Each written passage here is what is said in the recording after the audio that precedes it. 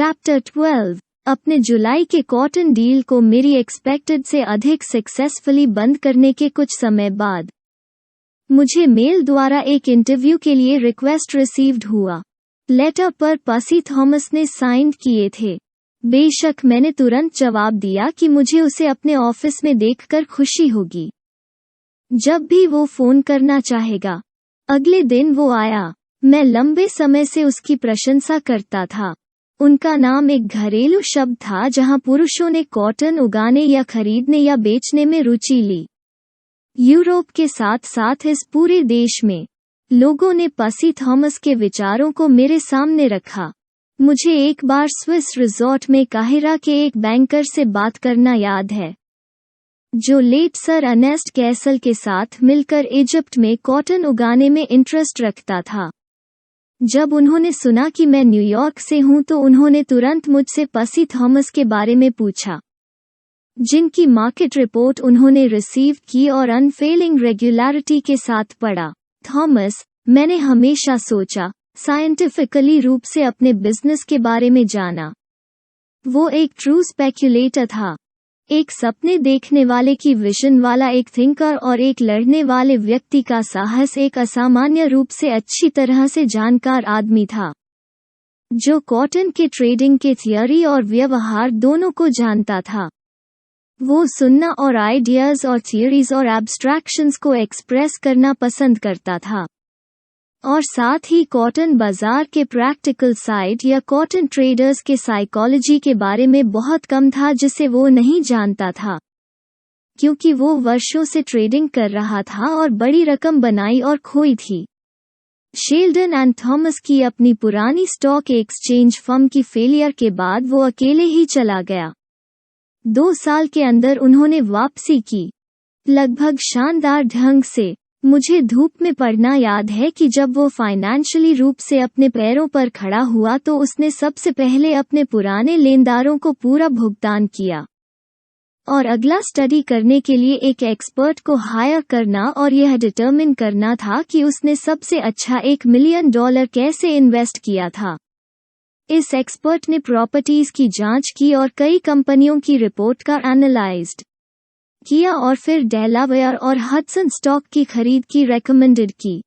खैर, लाखों के लिए असफल होने और अधिक लाखों के साथ वापस आने के बाद थॉमस को मार्च कॉटन में अपने डील के रिजल्ट साफ कर दिया गया था। मेरे पास आने के बाद उन्होंने ज्यादा समय बर्बाद नहीं किया। उन्होंने प्रस्ताव दिया कि हम एक वर्किंग अलायंस बनाएं। उसे जो भी जानकारी मिलती वो उसे जनता तक पहुंचाने से पहले तुरंत मुझे सौंप देता। मेरा हिस्सा एक्चुअल ट्रेडिंग करना होगा, जिसके लिए उन्होंने कहा कि मेरे पास एक स्पेशल जीनियस है और उन्होंने नहीं किया। इसने कई कारणों से मुझसे अपील नहीं की। मैंने उसे स्पष्ट रूप से कहा कि मुझे नहीं लगता था कि मैं डबल हॉर्नेस में दौड़ सकता हूं और सीखने की कोशिश करने के लिए उत्सुक नहीं था, लेकिन उन्होंने जोर देकर कहा कि यह एक आइडियल कॉम्बिनेशन होगा जब तक कि मैंने स्पष्ट रूप से यह नहीं कहा कि मैं अन्य लोगों को ट्रेड करने के लिए प्रभावित करने से कोई लेना देना नहीं चाहता। अगर मैं खुद को मूर्ख बनाता हूं, मैंने उससे कहा, मैं अकेला पीड़ित हूं और मैं एक ही बार में बिल का भुगतान करता हूं। कोई भुगतान या अनएक्सपेक्टेड परेशानियां नहीं है। मैं अपनी पसंद से अकेला हाथ खेलता हूं और इसलिए भी कि यह सबसे बुद्धिमान और सस्ता है ट्रेड करने का तरीका। मुझे अन्य ट्रेडर्स के दिमाग के खिलाफ अपने दिमाग से मेल खाने से मेरा आनंद मिलता है, जिन्हें मैंने कभी नहीं देखा और कभी बात नहीं की और कभी भी खरीदने या बेचने की सलाह नहीं दी और कभी मिलने या जानने की उम्मीद नहीं की। जब मैं पैसा कमाता हूं तो मैं कमाता हूं, यह मेरी अपनी राय का समर्थन करता है। मैं उन्हें नहीं बेचता या उन्हें कैपिटलाइज नहीं करता हूं। अगर मैंने किसी अन्य तरीके से पैसा कमाया है तो मुझे लगता है कि मैंने इसे अर्न नहीं किया है। आपके प्रस्ताव में मेरी दिलचस्पी नहीं है, क्योंकि मुझे खेल में ही दिलचस्पी है, क्योंकि मैं खेलता हूं यह मेरे लिए और मेरे अपने तरीके से।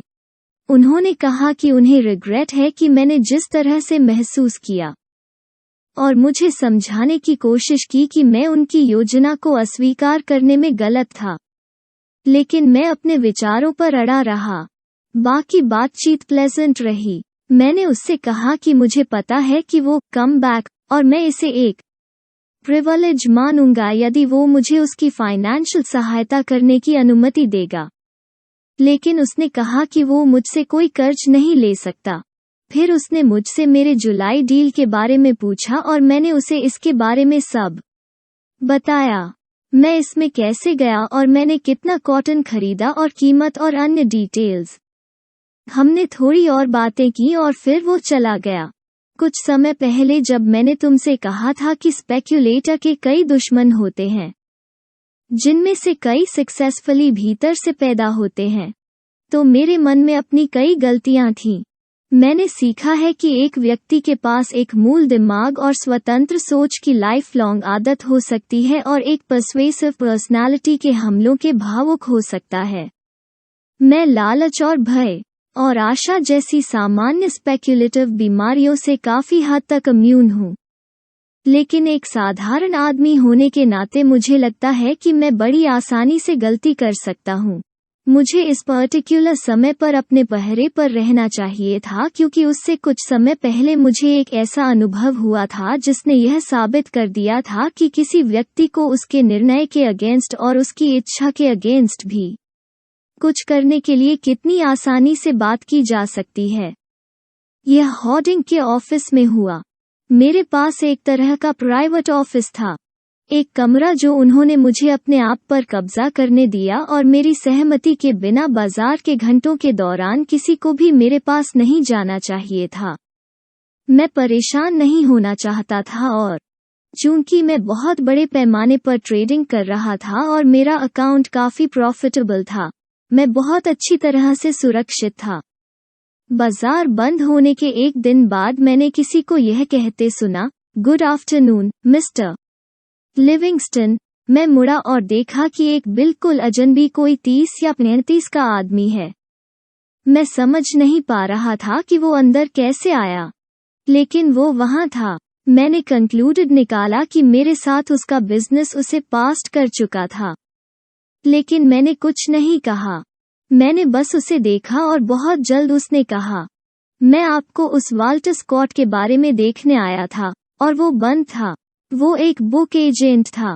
अब वो पर्टिकुलरली रूप से ढंग से प्रसन्न नहीं था या भाषण में अनुभवी नहीं था, न ही वो देखने में स्पेशली अट्रैक्टिव था, लेकिन निश्चित रूप से उनका पर्सनालिटी था। उसने बात की और मुझे लगा कि मैंने सुन लिया है, लेकिन मुझे नहीं पता कि उन्होंने क्या कहा। मुझे नहीं लगता कि मैं कभी जानता था, उस समय भी नहीं। जब उन्होंने अपना स्वागत पूरा किया तो उन्होंने मुझे पहले अपना फाउंटेन पेन और फिर एक खाली फॉर्म दिया, जिस पर मैंने साइन किए। यह $500 में स्कॉट के कार्यों का एक सेट लेने का कॉन्ट्रैक्ट था। जिस मोमेंट मैंने साइन किए, मैं आ गया, लेकिन कॉन्ट्रैक्ट उनकी जेब में सुरक्षित था। मुझे किताबें नहीं चाहिए थीं। मेरे पास उनके लिए कोई जगह नहीं थी। वे मेरे किसी काम के नहीं थे। मेरे पास उन्हें देने वाला कोई नहीं था। फिर भी मैं उन्हें $500 में खरीदने के लिए तैयार हो गया था। मैं पैसे खोने का इतना आदी हूं कि मैं अपनी गलतियों के उस फेज के बारे में पहले कभी नहीं सोचता। यह हमेशा नाटक ही होता है। यही कारण है, सबसे पहले मैं अपनी सीमाओं और विचार की आदतों को जानना चाहता हूं। दूसरा कारण यह है कि मैं वही गलती दूसरी बार नहीं करना चाहता।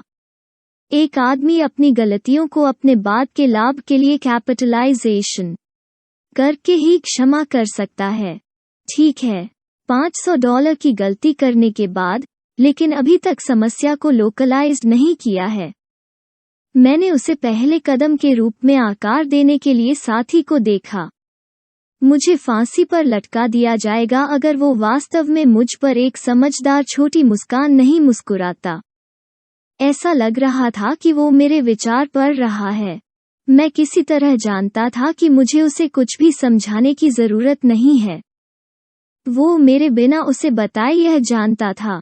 इसलिए मैंने एक्सप्लेनेशन और प्रिलिमिनरीज बातों को छोड़ दिया और उससे पूछा, उस $500 के ऑर्डर पर आपको कितना कमीशन मिलेगा? उसने तुरंत अपना सिर हिलाया और कहा, मैं यह नहीं कर सकता। क्षमा करें। कितना मिलता है? मैं कायम रहा। 1/3। लेकिन मैं यह नहीं कर सकता। उन्होंने कहा, $500 का 1/3 $166 और 66 सेंट है। यदि आप मुझे वो साइंड कॉन्ट्रैक्ट वापस देते हैं तो मैं आपको $200 कैश दूंगा, और इसे साबित करने के लिए मैंने अपनी जेब से पैसे निकाल लिए। मैंने तुमसे कहा था कि मैं यह नहीं कर सकता। उन्होंने कहा, क्या आपके सभी ग्राहक आपके लिए समान ऑफर करते हैं? मैंने पूछ लिया। नहीं, उसने जवाब दिया। तो आप इतने शो क्यों थे कि मैं इसे बनाने जा रहा था? यह वही है जो आपके प्रकार का खेल करेगा।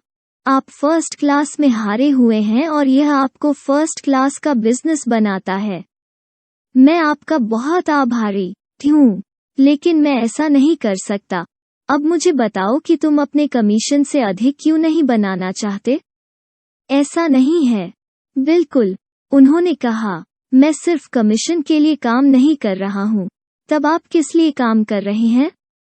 कमीशन और रिकॉर्ड के लिए, उन्होंने जवाब दिया। क्या रिकॉर्ड? मेरा? आप क्या कहना चाहते हैं? क्या आप अकेले पैसे के लिए काम करते हैं? उसने मुझसे पूछा। हाँ, मैंने बोला, नहीं, और उसने सिर हिलाया। नहीं, आप नहीं करते। आपको इसका भरपूर मजा नहीं मिलेगा।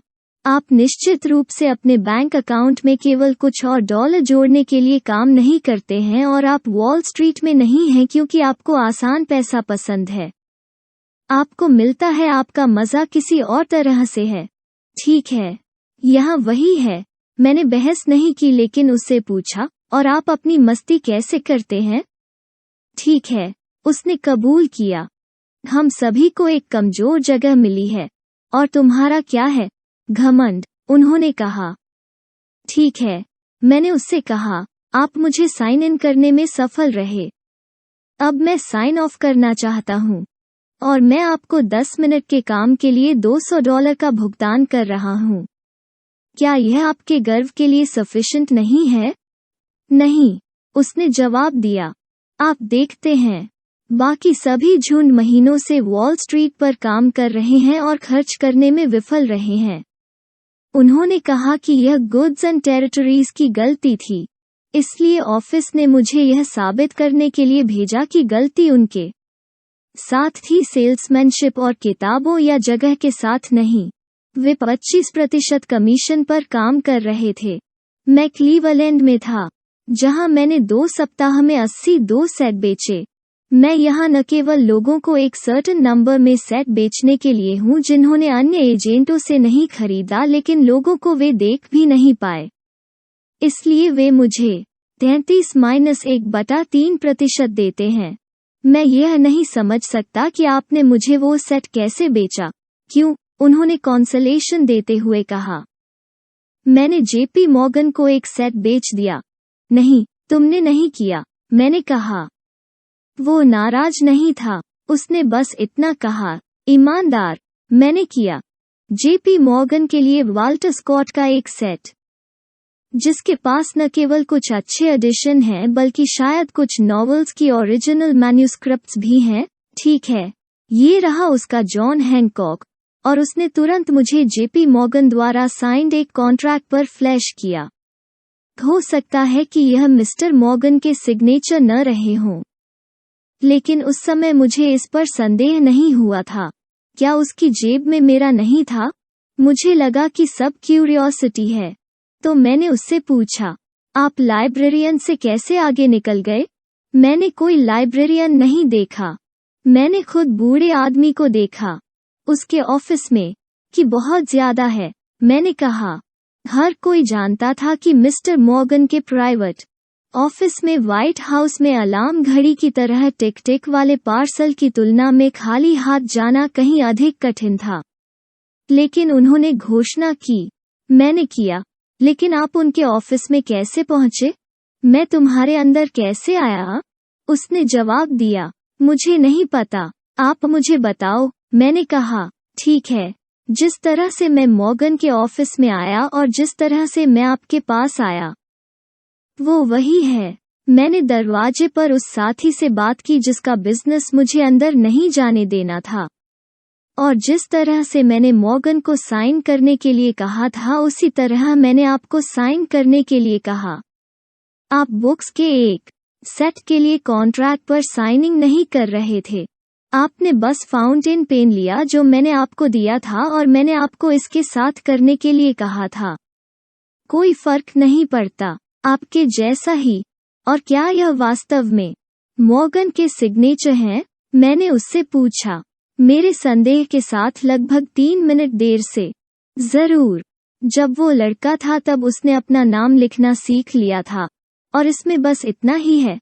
बस इतना ही, उसने जवाब दिया। मैं ठीक ठीक जानता हूँ कि मैं क्या कर रहा हूँ। यही सारा रहस्य है। मैं आपका बहुत आभारी हूँ। शुभ दिन, मिस्टर लिविंगस्टन। और वो बाहर जाने लगा। रुको, मैंने कहा, मैं तुम्हें मुझसे एक भी $200 बनाने के लिए लाचार हूँ। और मैंने उसे $35 दिए। उसने अपना सर हिलाया। फिर, नहीं, उन्होंने कहा, मैं ऐसा नहीं कर सकता। लेकिन मैं यह कर सकता हूँ। और उसने अपनी जेब से कॉन्ट्रैक्ट लिया, उसे 2 टुकड़ों में फाड़ दिया और मुझे टुकड़े दे दिए। मैंने $200 गिने और रुपए उसके सामने रख दिए, लेकिन उसने फिर सिर हिलाया। क्या आपका मतलब यह नहीं था? मैंने कहा, नहीं। फिर, आपने कॉन्ट्रैक्ट क्यों तोड़ दिया? क्योंकि तुमने नहीं किया था। लेकिन इसे ले लिया जैसे मैं इसे खुद ले लेता अगर मैं आपकी जगह पर होता। लेकिन मैंने आपको अपनी मर्जी से $200 की पेशकश की। मैंने कहा, मुझे पता है, लेकिन पैसा ही सब कुछ नहीं है। उसकी आवाज में कुछ ने मुझे कहा, तुम सही हो, यह नहीं है। और अब तुम वास्तव में क्या चाहते हो कि मैं तुम्हारे लिए करूं? तुम जल्दी हो, है ना? उन्होंने कहा, क्या तुम सच में मेरे लिए कुछ करना चाहते हो? हाँ, मैंने उससे कहा, मैं करता हूँ, लेकिन मैं करूँगा या नहीं यह इस बात पर निर्भर करता है कि आपके मन में क्या है। मुझे अपने साथ मिस्टर एड हॉर्डिंग के ऑफिस में ले चलो और उससे कहो कि मुझे घड़ी के हिसाब से 3 मिनट तक उससे बात करने दे। फिर मुझे उसके साथ अकेला छोड़ दो। मैंने सिर हिलाया और कहा, वो मेरा एक अच्छा दोस्त है। वो 50 साल का है और एक स्टॉक ब्रोकर है। बुक एजेंट ने कहा कि यह पूरी तरह से सच था। इसलिए मैं उसे एड के ऑफिस में ले गया। मैंने उस बुक एजेंट से या उसके बारे में और कुछ नहीं सुना। लेकिन एक शाम कुछ हफ्ते बाद जब मैं शहर जा रहा था तो मैं 6th एवेन्यू एल ट्रेन में उसके पास भागा। उसने बहुत पोलाइटली से अपनी टोपी उठाई और मैंने सिर हिलाया। वो मेरे पास आया और मुझसे पूछा, मिस्टर लिविंगस्टन, आप कैसे हैं? और मिस्टर हॉर्डिंग कैसे हैं? वो ठीक है। तुम क्यों पूछते हो? मुझे लगा कि वो एक कहानी वापस पकड़ रहा था। मैंने उस दिन उसे $2000 की किताबें बेचीं। जिस दिन तुम मुझे उसे देखने के लिए ले गए, उसने मुझे इसके बारे में एक शब्द भी नहीं कहा। मैंने कहा, नहीं, वो इस बारे में बात नहीं करता है। किस तरह की बात नहीं करता? वो प्रकार जो उन्हें बनाने के लिए बुरा बिजनेस होने के कारण कभी गलती नहीं करता है। वो हमेशा जानता है कि वो क्या चाहता है और कोई भी उसे अलग नहीं बता सकता है। यही वो प्रकार है जो मेरे बच्चों को शिक्षित कर रहा है और मेरी पत्नी को अच्छे ह्यूमर में रखता है। आपने किया मुझे एक अच्छी बारी, मिस्टर लिविंगस्टन। मुझे इसकी उम्मीद थी। जब मैंने $200 दिए थे तो आप मुझे पेश करने के लिए बहुत उत्सुक थे। और अगर मिस्टर हॉर्डिंग ने आपको आदेश नहीं दिया होता, ओह, लेकिन मुझे पता था कि वो करेगा। मुझे पता चल गया था कि वो किस तरह का आदमी था। वो एक चिंच था। हाँ, लेकिन अगर उसने कोई किताब नहीं खरीदी होती, मैं कायम रहा। मैं आपके पास वापस आ जाता और आपको कुछ बेच देता। Good day, mister Livingstone. मैं मेयर को देखने जा रहा हूँ। और जैसे ही हम पार्क प्लेस पर पहुंचे, वो उठ गया। मुझे आशा है कि आप उसे 10 सेट बेचेंगे, मैंने कहा। उनका सम्मान एक टैमनी आदमी था। मैं भी एक रिपब्लिकन हूँ, उन्होंने कहा, और जल्दी से नहीं। बल्कि इत्मीनान से, विश्वास के साथ बाहर चला गया कि ट्रेन इंतजार करेगी। और यह किया।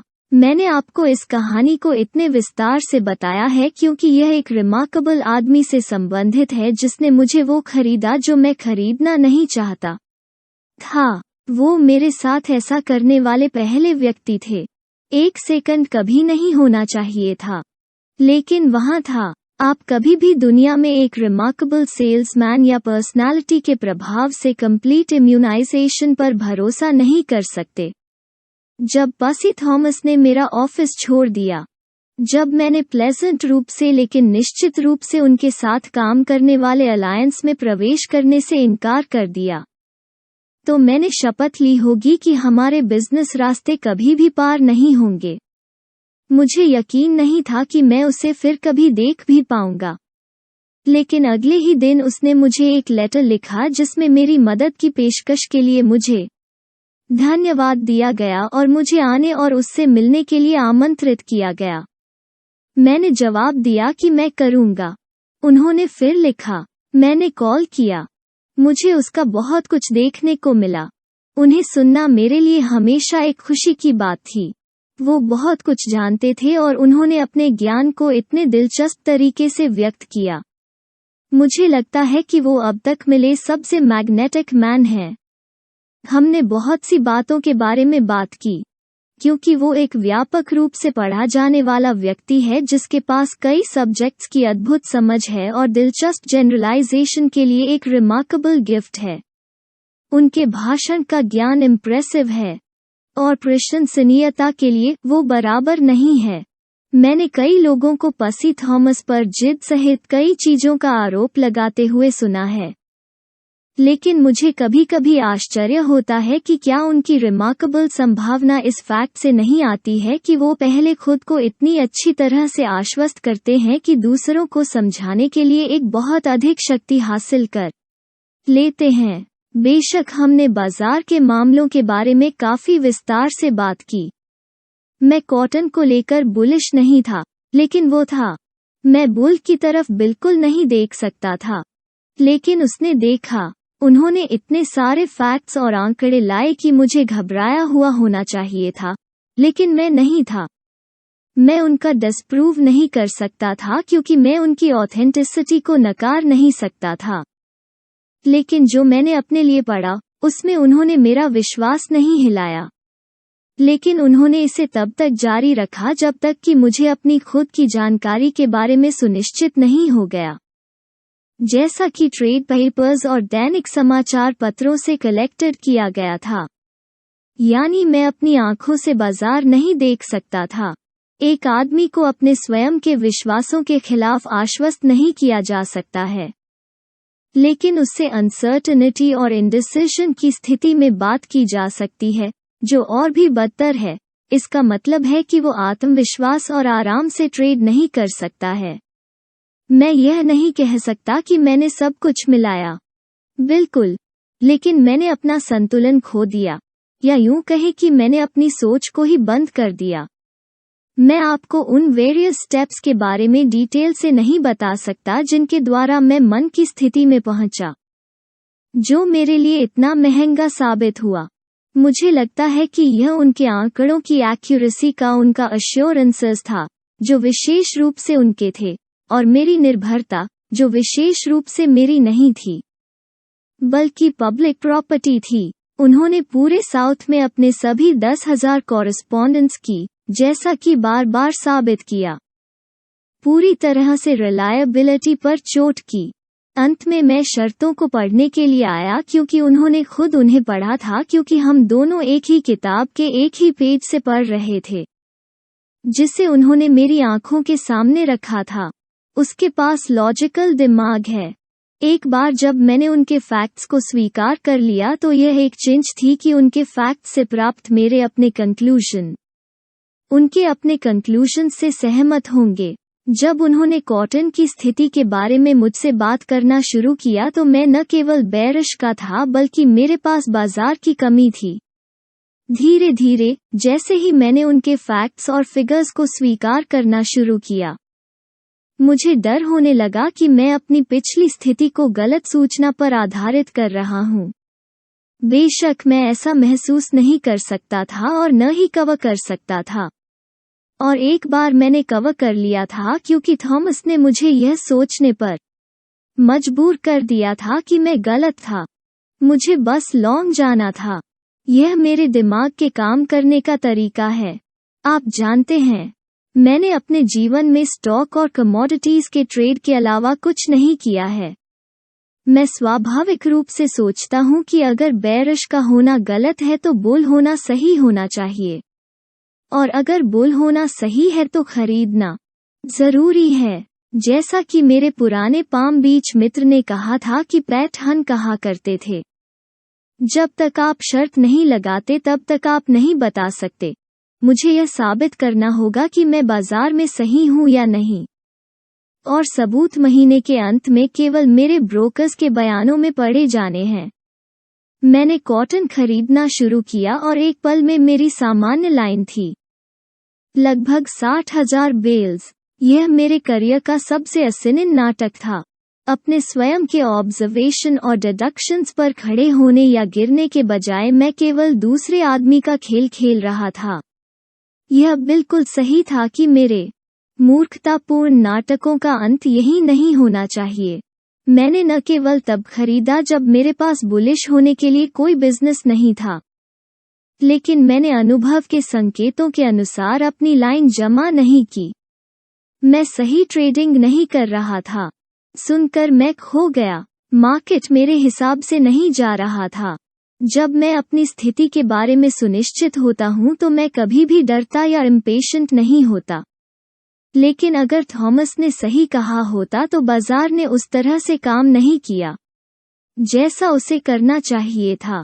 पहला गलत कदम उठाने के बाद मैंने दूसरा और तीसरा कदम उठाया, और निश्चित रूप से इसने मुझे उलझा दिया।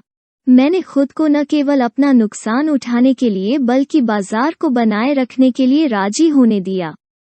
यह मेरे स्वभाव के विपरीत और मेरे ट्रेडिंग प्रिंसिपल्स और थियरीज के विपरीत खेलने की एक स्टाइल है। बकेट की दुकानों में एक लड़के के रूप में भी मैं बेहतर जानता था, लेकिन मैं खुद नहीं था। मैं एक अन्य व्यक्ति था जो थॉमस के आकार का व्यक्ति था। मैं न केवल कॉटन की लॉन्ग थी, बल्कि मैं व्हीट की एक भारी लाइन ढो रही थी। वो फेमस रूप से कर रहा था और मुझे एक अच्छा लाभ दिखा। कॉटन को बढ़ाने के मेरे मूर्खतापूर्ण प्रयासों ने मेरी लाइन को लगभग 1,50,000 बेल्स तक बढ़ा दिया था। मैं आपको बता दूं कि इस समय के बारे में मेरी तबीयत बहुत अच्छी नहीं थी।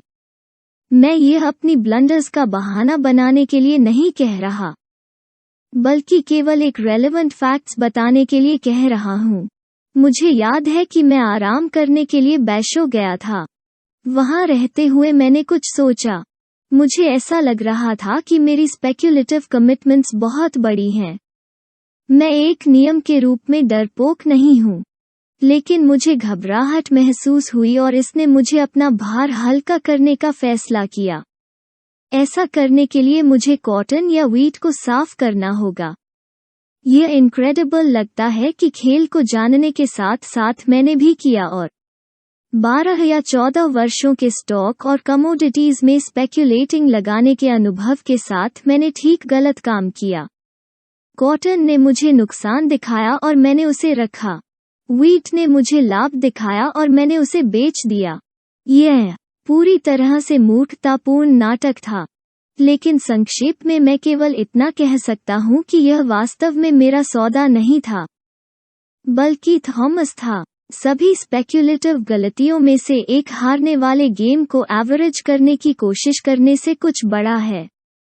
मेरे कॉटन डील ने इसे थोड़ी देर बाद पूरी तरह से साबित कर दिया। हमेशा वही बेचें जो आपको नुकसान दिखाता है और जो आपको लाभ दिखाता है उसे रखें। यह इतना स्पष्ट रूप से करने के लिए बुद्धिमानी थी और मुझे इतनी अच्छी तरह से पता था कि अब भी मैं खुद को इसके विपरीत करने के लिए आश्चर्यचकित हूँ। और इसलिए मैंने अपना व्हीट बेच दिया, जानबूझकर उसमें अपना लाभ कम कर दिया। इसके बाहर निकलने के बाद कीमत बिना रुके 20 सेंट प्रति बुशल बढ़ गई। अगर मैंने इसे रखा होता तो मुझे लगभग $8 मिलियन का लाभ होता। और हारने के प्रस्ताव को जारी रखने का फैसला करने के बाद मैंने और कॉटन खरीदा। मुझे साफ साफ याद है कि कैसे मैं रोज ज्यादा कॉटन खरीदता था। और आपको क्या लगता है कि मैंने इसे क्यों खरीदा? कीमत नीचे जाने से रोकने के लिए। यह सुपर नाटक नहीं तो और क्या है? मैं फाइनली खोने के लिए अधिक से अधिक धन और अधिक पैसा लगाता रहा। मेरे ब्रोकर्स और मेरे इंटीमेट फ्रेंड्स इसे समझ नहीं पाए और वे आज तक नहीं करते हैं। निश्चित रूप से अगर सौदा अलग होता तो मुझे आश्चर्य होता। पसी थॉमस के शानदार एनालिसिस पर बहुत अधिक भरोसा करने के खिलाफ मुझे एक से अधिक बार चेतावनी दी गई थी। इस पर मैंने ध्यान नहीं दिया, लेकिन कॉटन को नीचे जाने से रोकने के लिए खरीदता रहा। मैं इसे लिवरपूल में भी खरीद रहा था। मैं जो कर रहा था उसे समझने से पहले मैंने 4,40,000 बेल्स जमा कर ली और फिर बहुत देर हो चुकी थी, इसलिए मैंने अपनी लाइन बेच दी। मैंने स्टॉक और कमोडिटी में अपने अन्य सभी सौदों से लगभग वो सब खो दिया जो मैंने किया था। मुझे पूरी तरह से साफ नहीं किया गया था, लेकिन अपने शानदार दोस्त पसी थॉमस से मिलने से पहले मेरे पास लाखों की तुलना में कम सैकड़ों हजारों बचे थे। मेरे लिए सभी पुरुषों के लिए उन सभी कानूनों का उल्लंघन करना जो अनुभव ने मुझे प्रॉस्पर होने के लिए पालन करना सिखाया था, असिन से अधिक था। यह जानने के लिए कि एक आदमी बिना किसी कारण के मूर्खतापूर्ण नाटक कर सकता है, जो भी एक वैल्यूएबल सबक था। मुझे यह जानने में लाखों खर्च हुए कि एक ट्रेडर के लिए एक और खतरनाक दुश्मन एक मैग्नेटिक पर्सनालिटी के रिक्वेस्ट के प्रति उसकी ससेप्टेबिलिटी है, जिसे एक शानदार दिमाग द्वारा व्यक्त किया जाता है। हालांकि मुझे हमेशा ऐसा लगता था कि अगर लागत केवल 1 मिलियन होती तो मैंने अपना सबक भी काफी सीखा होता, लेकिन भाग्य आपको हमेशा ट्यूशन फीस तय नहीं करने देता। वो एजुकेशनल दीवार प्रदान करती है और अपना बिल प्रेजेंट्स करती है, यह जानते हुए कि आपको इसका भुगतान करना होगा, चाहे कितनी भी अमाउंट क्यों न हो। यह जानने के बाद कि मैं किस मूर्खता में सक्षम था, मैंने उस विशेष घटना को बंद कर दिया। पसी थॉमस मेरे जीवन से चले गए। वहां मैं था, अपनी हिस्सेदारी के 9/10 से अधिक के साथ, जैसा कि जिम फिस्क कहा करते थे। वहां गया जहां लकड़बग्घा टोंटी को जोड़ता था। मैं 1 साल से भी कम समय में करोड़पति रहा था। मेरे लाखों मैंने दिमाग से, किस्मत की मदद से कमाए थे। मैंने प्रक्रिया को उलटकर उन्हें खो दिया था। मैंने अपनी 2 यॉट बेची और निश्चित रूप से मेरे जीने के तरीके में कम खर्चीला था, लेकिन वो एक झटका काफी नहीं था।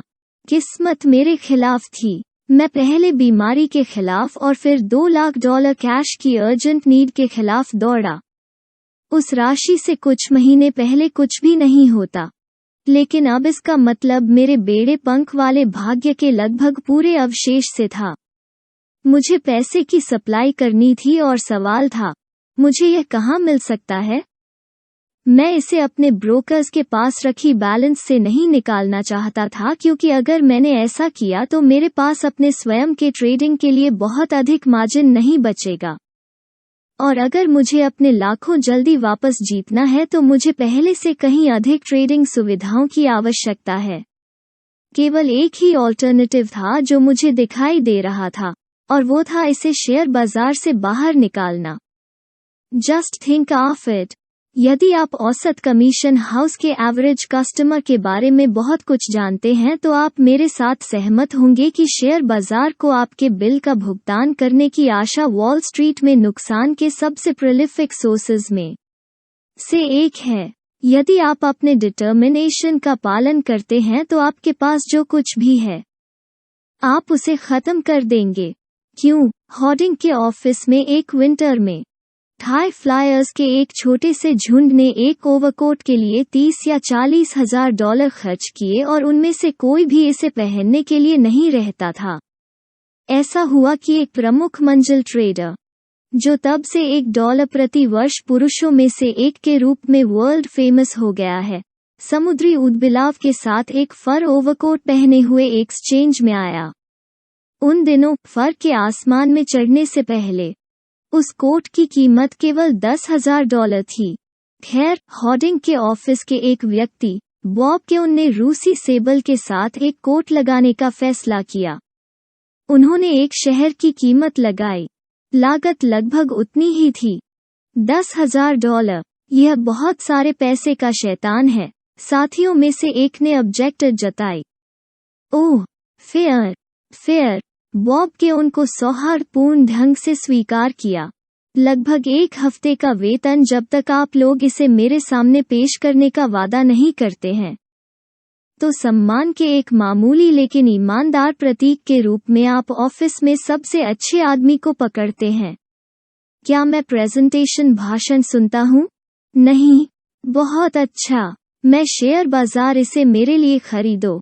आप एक सेबल कोट क्यों चाहते हैं? एड हॉर्डिंग से पूछा। यह मेरे इंच के आदमी पर विशेष रूप से अच्छा लगेगा, बॉब ने खुद को ऊपर खींचते हुए उत्तर दिया। और आपने कैसे कहा कि आप इसके लिए भुगतान करने जा रहे हैं? जिम मफी से पूछा, जो ऑफिस के स्टार टिप चेजर थे, एक टेम्पररी कैरेक्टर के जुडिशियस इन्वेस्टमेंट द्वारा। जेम्स। इस तरह बॉब ने उत्तर दिया, जो जानता था कि मफी केवल एक टिप चाहता था। निश्चित रूप से, जिमी ने पूछा, आप कौन सा स्टॉक खरीदने जा रहे हैं? हमेशा की तरह गलत। दोस्त, यह कुछ भी खरीदने का समय नहीं है। मैं 5,000 स्टील बेचने का प्रस्ताव करता हूँ। इसे कम से कम 10 अंक नीचे जाना चाहिए। मैं सिर्फ 2.5 अंक नेट लूंगा। यह कंजर्वेटिव है ना? आप इसके बारे में क्या सुनते हैं? मफी ने उत्सुकता से पूछा। टेप पर कुछ खो जाने के डर से वो कभी दोपहर के भोजन के लिए बाहर नहीं जाने के कारण काले बालों वाला और भूखा दिखने वाला एक लंबा पतला आदमी था। मैंने सुना है कि कोट सबसे ज्यादा बनने की योजना बना रहा है। उन्होंने हॉर्डिंग की ओर रुख किया और कहा, एड, बाजार में आम 5,000 US स्टील बेचो आज प्रिय। वो एक प्लंजर था, बॉब था, और ह्यूमरस बातों में शामिल होना पसंद करता था। दुनिया को यह बताने का उनका तरीका था कि उनके पास लोहे की नस है। उसने 5,000 स्टील बेचे और स्टॉक तुरंत ऊपर चला गया। जब वो बात कर रहा था तो आधा बड़ा गधा नहीं होने के कारण बॉब ने 1.5 अंक पर अपना नुकसान रोक दिया और ऑफिस को स्वीकार किया कि न्यूयॉर्क की क्लाइमेट फर कोट के लिए बहुत सौम्य थी। वे अनहेल्थी और दिखावटी थे। बाकी साथियों ने ठहाका लगाया, लेकिन उनमें से एक ने कोट का भुगतान करने के लिए कुछ यूनियन पैसिफिक खरीदा।